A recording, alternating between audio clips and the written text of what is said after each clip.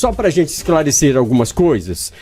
Por exemplo, poder executivo, legislativo e judiciário, que é a estrutura de poder que nós temos no nosso país. Quem estudou OSPB, aqueles mais antigos, quem estudou, fez estudos sociais, né? Educação moral e cívica. Educação moral e cívica, né? Aprendeu. O OSPB é ligado mais à saúde. Isso, aprendeu um pouco sobre isso. O poder executivo é aquele que executa. São os prefeitos, o presidente da República, são aqueles que estão no comando do executivo, para executar as obras, para executar os programas voltados para a população.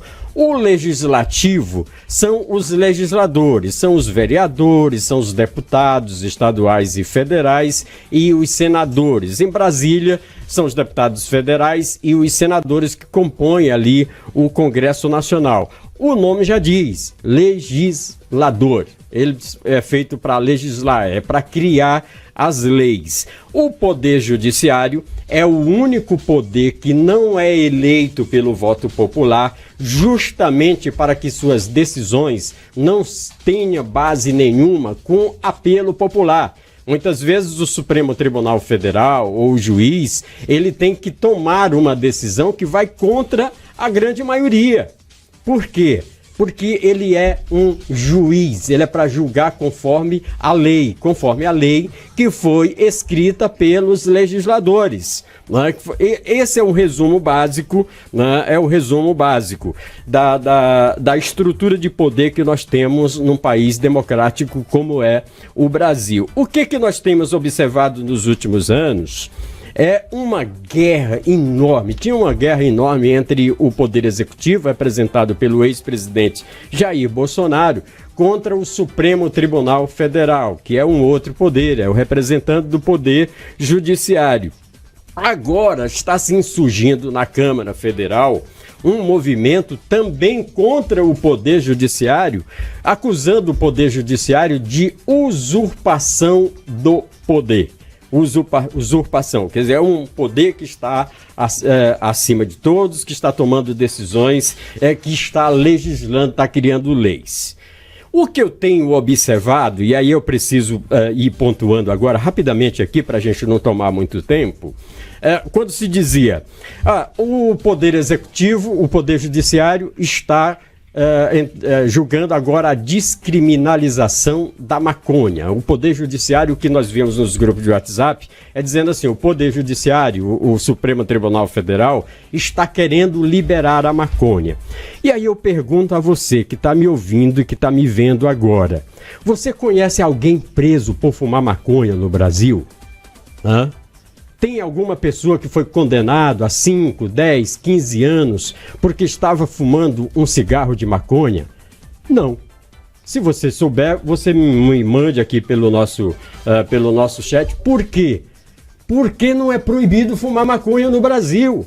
A legislação, os nossos legisladores, os deputados federais e os senadores não colocaram isso na Constituição. Você pega um bandido, a polícia pega um bandido na rua, praticando alguma coisa, algum ato, fumando maconha, traficando, por exemplo, com 5 quilos de maconha, e ele diz assim, olha, eu não sou traficante, eu estou levando isso para consumo próprio, porque o próprio bandido sabe que fumar, consumir, se ele provar que ali é só para ele fumar, nem que seja para a vida inteira, mas se ele provar que é só para ele fumar e ele não vai vender, ele não vai traficar, ele não é preso. Vocês estão me entendendo? Então o bandido já sabe que fumar maconha, por fumar maconha, ele não vai ser preso. Ele vai ser preso se ele traficar, se ele for levar aquela droga para vender. Então, o que é proibido pela legislação, pela Constituição brasileira, pelo Código Penal brasileiro, é você traficar a droga. Isso aqui que eu quero deixar bem claro. Para você ter uma ideia, vou citar um outro exemplo. O Código de Trânsito brasileiro, Jalber Pereira, ele proíbe o cidadão, sob o efeito de álcool, de bebida alcoólica, de dirigir, né? Se ele for flagrado, o bafômetro indicar que ele consumiu álcool, ele paga uma multa de R$3.000, é uma das maiores multas. Mas, se ele estiver dirigindo sob o efeito de maconha, ele não pode ser preso. Então, é mais proibido no Brasil beber cachaça, né, tomar bebida alcoólica, do que fumar maconha. Isso é que está na legislação brasileira, é falha da legislação brasileira, é falha dos nossos legisladores, dos nossos deputados federais e dos nossos senadores. Marco temporal. Uma polêmica doida sobre marco temporal, agora o Congresso Nacional se insurge contra o Supremo Tribunal Federal por causa do marco temporal, porque havia um projeto de lei sobre o qual o Supremo Tribunal Federal se debruçou para julgar se o marco temporal era constitucional ou não. E aí eu fui pesquisar na Constituição, fui verificar, e fui no Google, e fui em todo lugar, e percebi que não existe marco temporal na Constituição brasileira. O Supremo Tribunal Federal, se tivesse aprovado o marco temporal, tinha cometido um dos maiores erros do Judiciário. Para mudar a Constituição, não é através de projeto de lei. Eu acho que todo mundo, todos os legisladores sabem disso. Para mudar a Constituição brasileira é através de uma PEC, uma proposta de emenda constitucional que precisa ter mais de 300 votos, ser votado em duas, como é que chama? Não é nem em duas sessões. Duas votações, lá na Câmara, duas votações no Senado para poder alterar